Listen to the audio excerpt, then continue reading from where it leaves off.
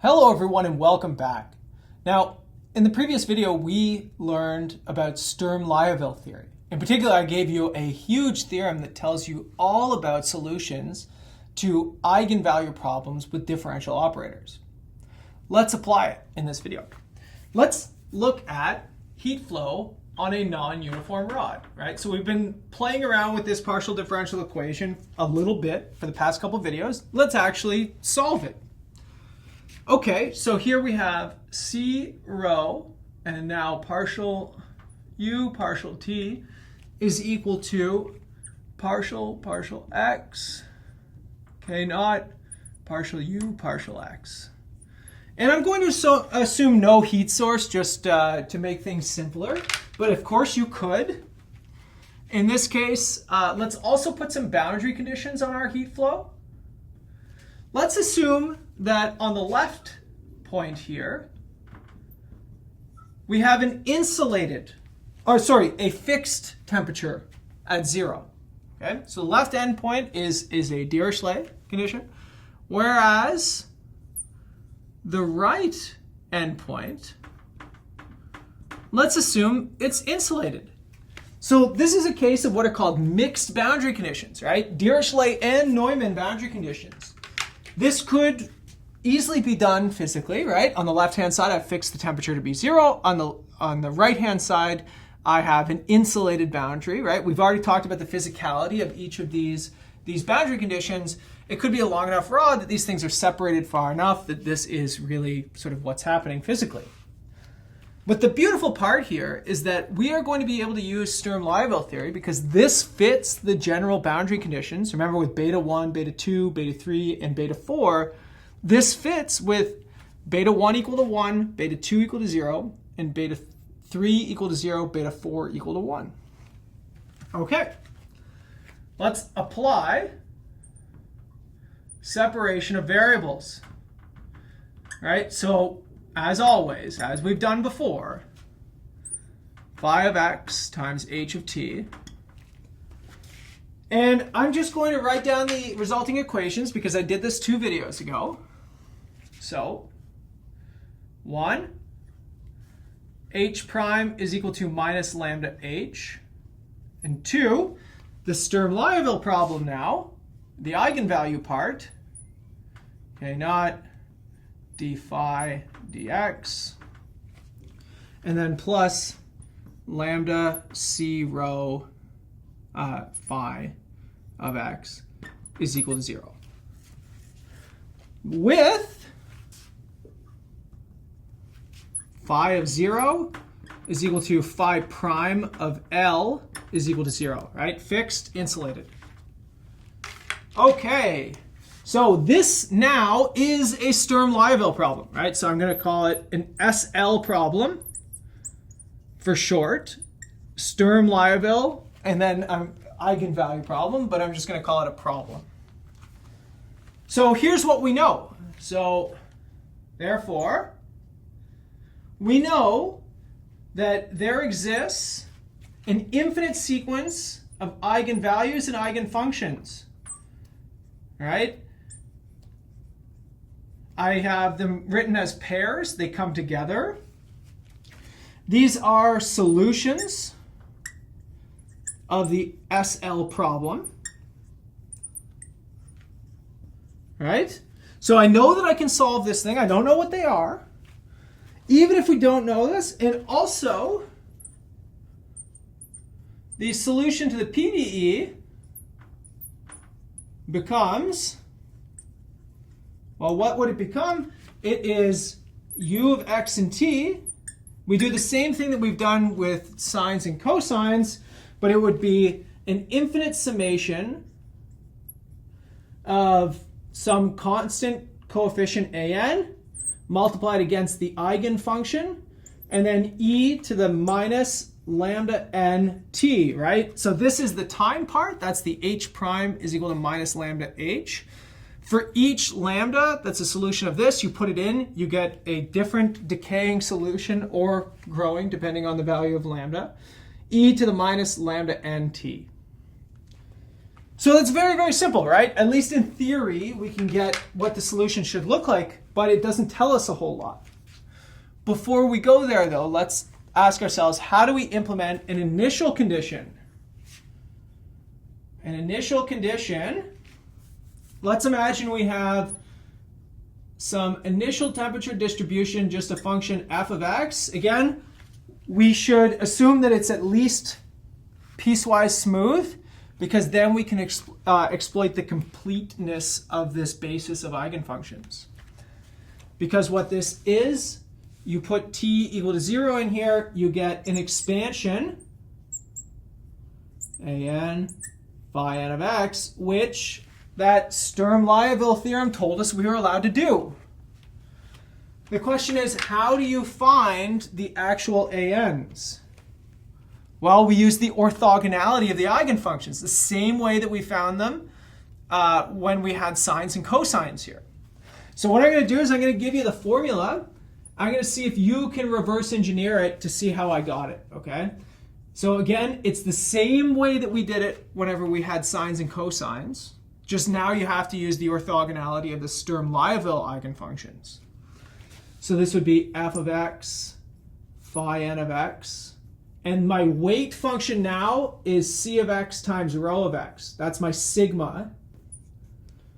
And I would divide that by the integral from 0 to L of phi n squared of x, and then also c of x rho of x. So you need that c of x rho of x in there, because that is what makes these things orthogonal.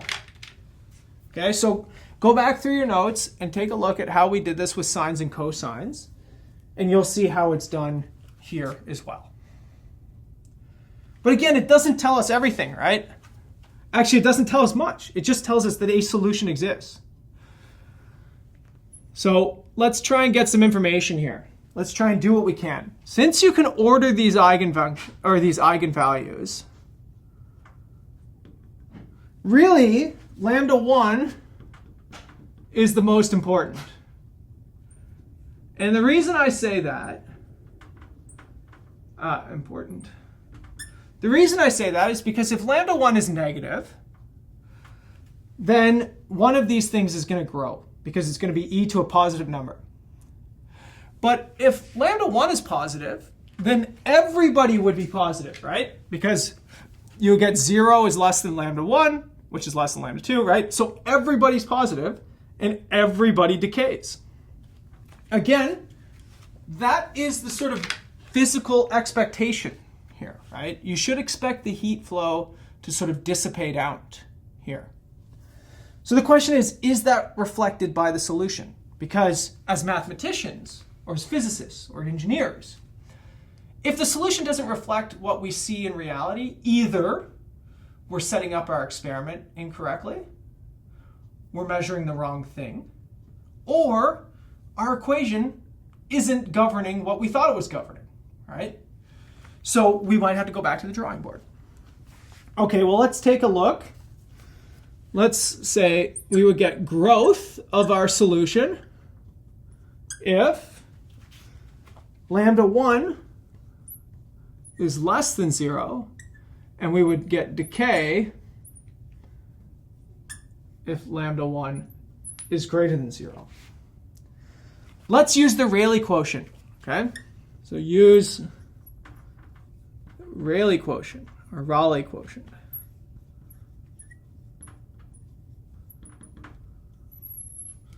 Now, what does that say?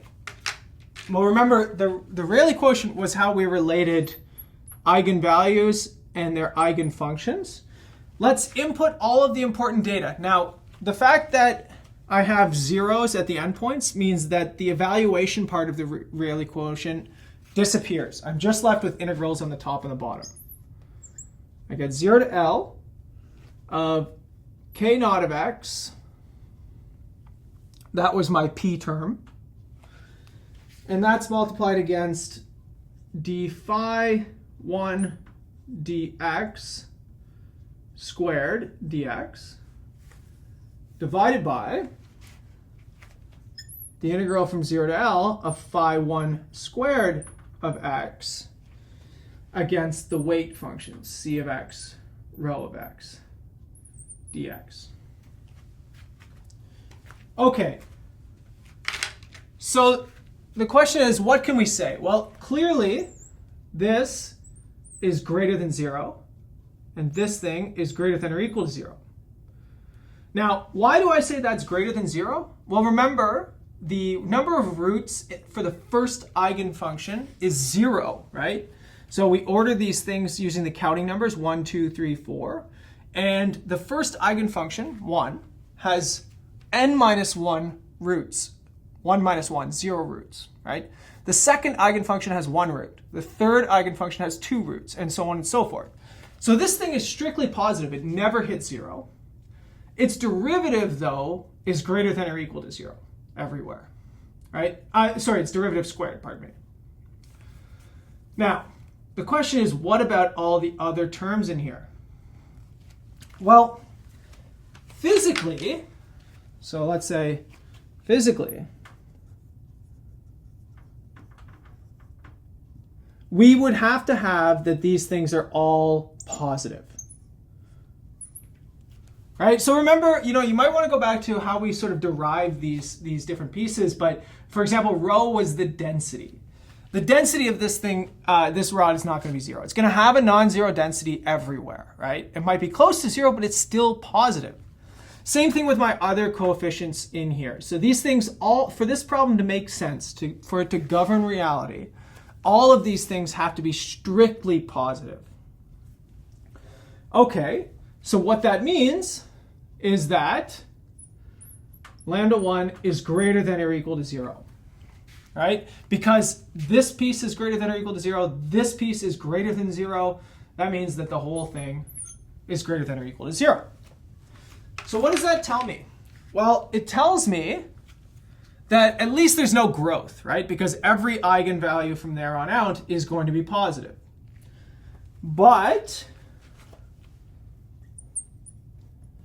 can lambda 1 equal to 0? That's the next question we have to ask ourselves. Okay, well, let's take a look at what this would entail. If lambda 1 was to equal 0, what would have to happen in our equation? Well, if lambda 1 is equal to 0, this would give us the d dx k naught d phi 1 dx is equal to 0, right? Because lambda 1 would be equal to 0. So what would we get out of this? Well, we can do one integration up first. And here we can see that we have k naught d phi dx is equal to some constant. Let's just call it c. Okay. But now let's take a look at this thing.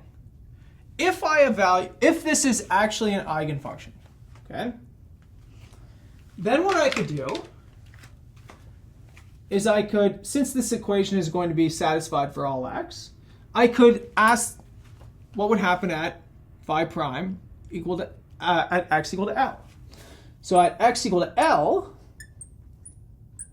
what would this give me? Well, this would give me, so this has to hold for every value of x. So you take the limit as x goes to L. This would give me that k naught times 0, because my derivative vanishes at L, is equal to that constant c. It tells me that my constant c has to be 0. Okay, so that means that this is 0, and I can keep solving that equation.